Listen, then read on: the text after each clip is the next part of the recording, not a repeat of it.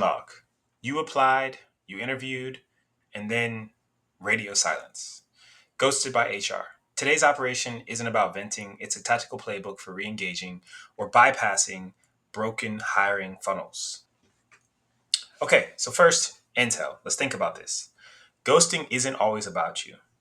Typically, it points to a system failure. HR teams drowning in requisitions. Think hundreds of applicants that they have to whittle down to one, managing the responses to all of those applicants.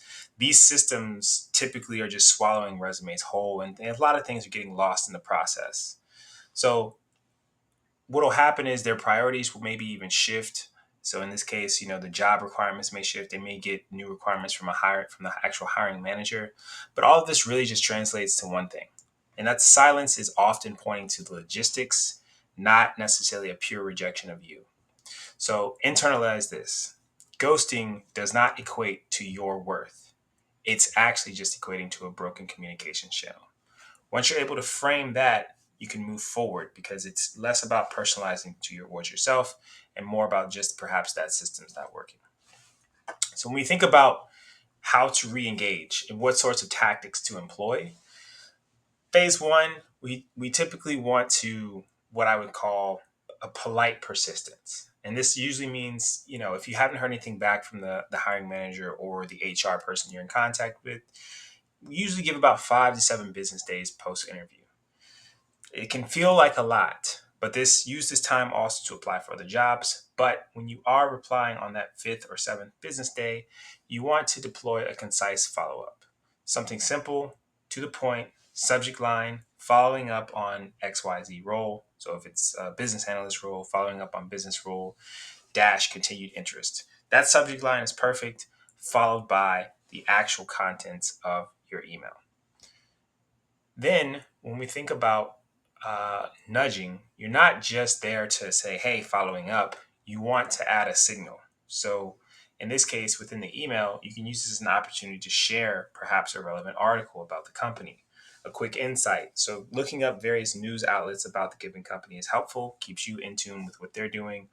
Or you can also link a project that you've previously completed that is relevant to that particular company. So this is kind of indicating you're still available, you're still ready to go, and still very much interested. And then lastly, when we think about engaging, there's an escalation path here, right? So if your HR stays dark, then you want to start thinking about respectful ways to escalate.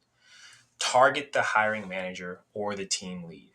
Keep it professional, not desperate.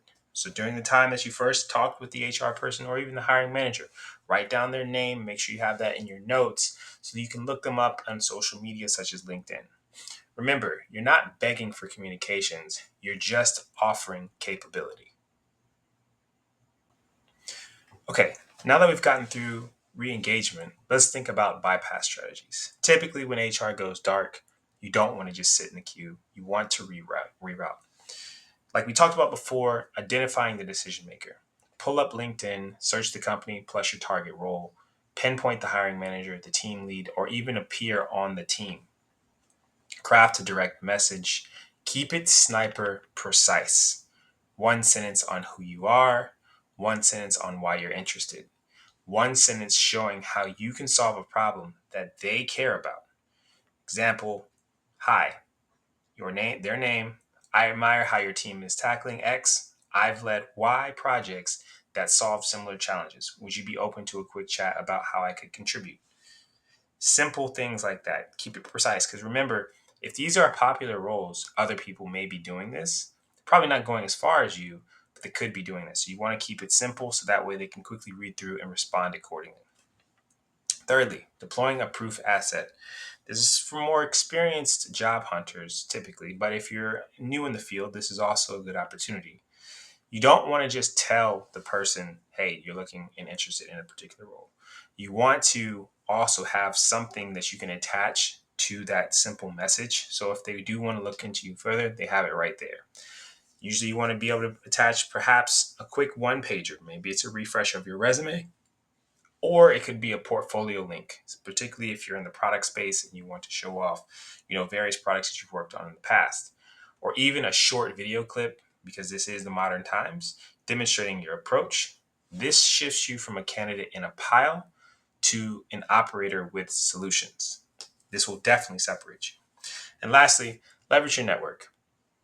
If you share a mutual connection, perhaps they went to the same high school, the same college, perhaps you used to work in an earlier field at some point, request sort of a warm intro. A quick 30-second endorsement from someone inside the company can cut through weeks of silence.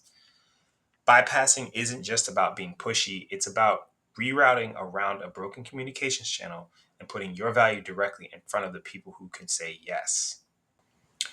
Okay, so phase three, this is the reset space. Again, ghosting isn't a verdict, it's feedback. Here's how to reframe it. 1. Detach identity from outcome. Silence doesn't mean you failed, it means the system failed to respond. Separate your self worth from the company's broken process. You want to start reclassifying ghosting as data, information, experience that you can take back and make yourself stronger. Each no reply is a signal. Was your follow up too late?